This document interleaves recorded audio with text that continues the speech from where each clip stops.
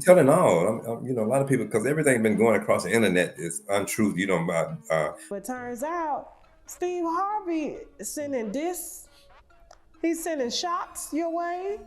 Steve Harvey was hating on me big time. Jim Townsend's shocking claims about the Harvey couple have shaken the celebrity world. These revelations, filled with stories of betrayal, complex relationships, and hidden motives, have left many stunned. As the ex-husband of Steve Harvey's wife, Marjorie, Jim's insights unravel the intricate dynamics of the high-profile couple, painting a grim picture that could make you rethink everything you knew about Steve and Marjorie. But that's not all. Jim publicly accuses Steve of refusing to help him get out of prison on parole. That's quite a statement. Well, let's take a closer look. World that it was Steve Harvey and Marjorie that pushed forward to get you clemency. Is that true? Stop right there. That's a good point.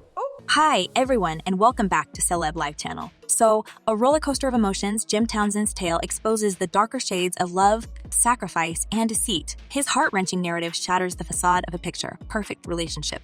The charismatic Steve Harvey, famed for his relationship advice on his talk show, now finds his own love life under a microscope. These allegations cast doubt on his credibility, leaving many fans asking, is he practicing what he preaches? So yeah, Marjorie, I guess she did what she felt as though she had to do. I think she sold her soul to the devil. The industry's response to Steve Harvey's actions has been equally severe. Some insiders have criticized Steve's behavior, labeling it as goofy and accusing him of marrying for financial gain rather than genuine love. This adds another layer of intrigue to the already complicated story, and viewers can't help but wonder about Steve's true intentions.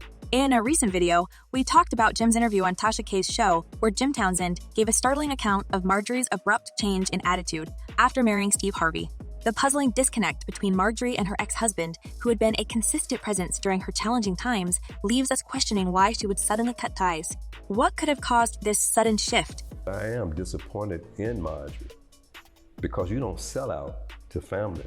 Because Steve Harvey may dump you just like he did Mary the next day. Let's briefly recap what else Jim accused Steve of. He further accuses Steve Harvey of not only stealing his wife, but also manipulating their daughter against him. These shocking claims, coupled with allegations that Steve's rise to fame was fueled by Jim's money, suggest a sinister side to Steve's success. It's a twist no one saw coming, but one that adds depth to the unfolding drama.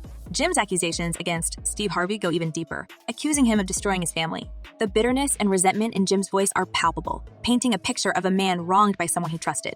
These claims reflect not just a personal grudge, but a belief in the lasting and harmful impact of Steve's actions on his family. Yeah, that's crazy. Like, You're going to give me a life sentence without the possibility of parole with a 5-year probation on it.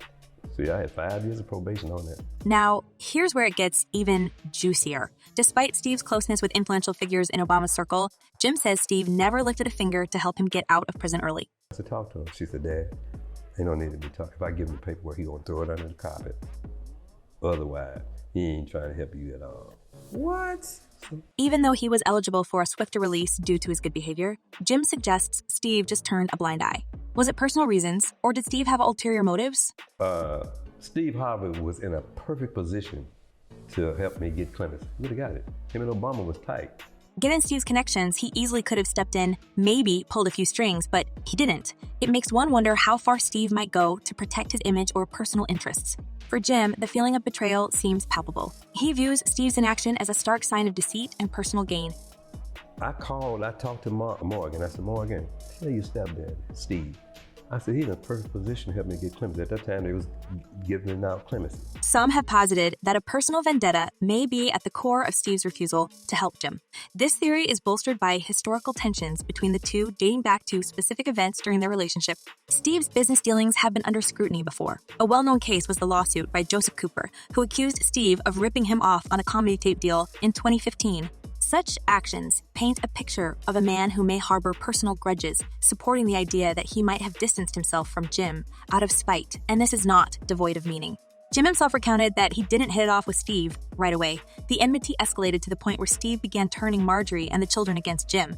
Another prevalent theory is that Steve deliberately distanced himself from Jim's past, fearing association with a criminal background. This aligns with Steve's carefully curated public image. However, the claims by former business partners like Greg Calhoun, who accused Steve of unfair treatment, provide a different lens. Steve's association and subsequent fallout with Calhoun showed that he could strategically distance himself from others when it suited his interests, reinforcing this theory about his relationship with Jim.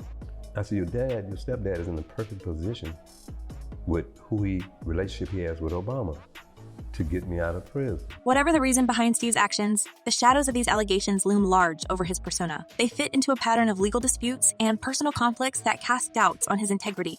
For example, his ex-wife, Marjorie Harvey, sued him in 2017, accusing him of soul murder, among other things.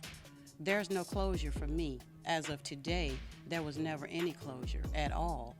These instances illustrate a history of strained relationships and questionable ethics, which all contribute to the ongoing skepticism surrounding his motivations with Jim. I'd say that Steve Harvey was in a perfect position to help me get clemency. I wouldn't have to go through what I went through, but God's hand was in it. An examination of Steve's business ethics further reveals inconsistencies. He's been involved in various controversies, such as a legal battle with Fred Kurd for breach of contract in 2010.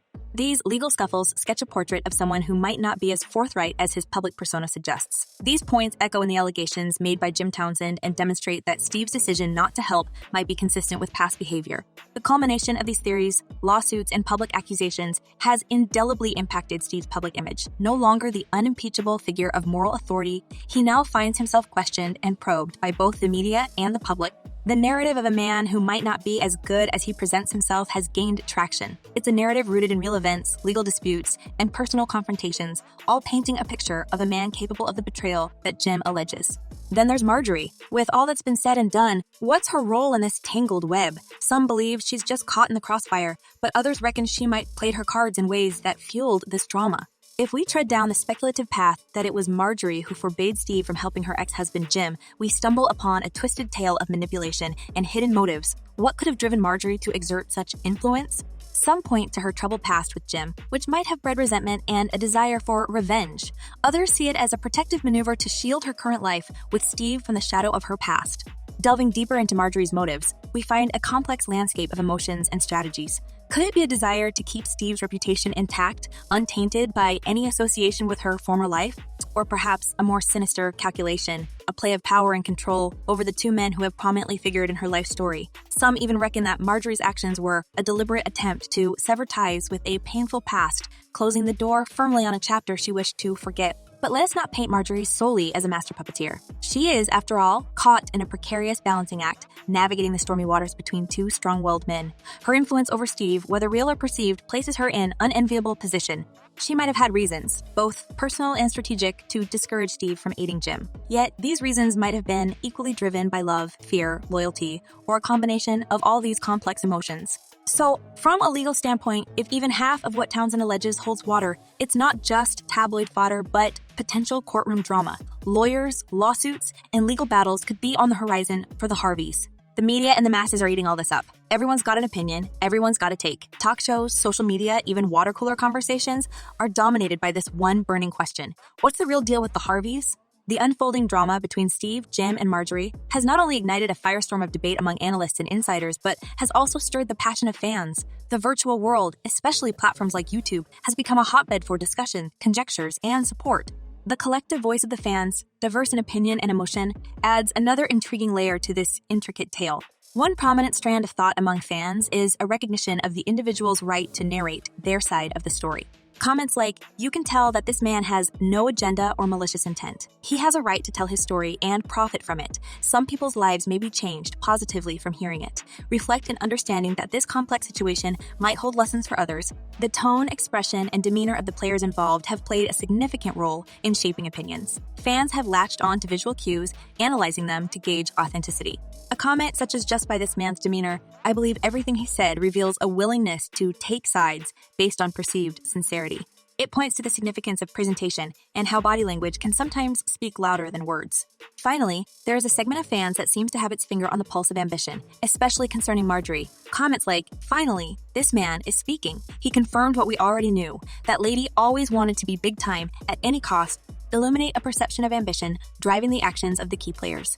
This viewpoint casts Marjorie's role in a more calculating light and underscores the lengths some believe she might have gone to achieve her dreams. In conclusion, the fans' opinions, just like the theories and assumptions surrounding this drama, are multifaceted and varied. They range from empathy and understanding of the human right to share and profit from personal experiences to judgments based on visual impressions and a deep-seated belief in the motivating power of ambition. These fan voices, in all their complexity, enrich the narrative, making the ongoing saga even more captivating and reflective of human nature in all its diversity. And of course, all eyes are now on Steve. Is he going to step up, face the music, and give his side of the story? Only time will tell, but one thing's for sure, this scandal isn't fading into the background anytime soon. Now, we want to hear from you. What do you think about the dynamics between Steve, Jem, and Marjorie? Do you believe the man's demeanor tells the whole story? Or do you think there's more to Marjorie's ambitions than meets the eye? Drop your thoughts, theories, and insights in the comments section below. Let's keep this conversation going and see if we can unravel this tangled web together.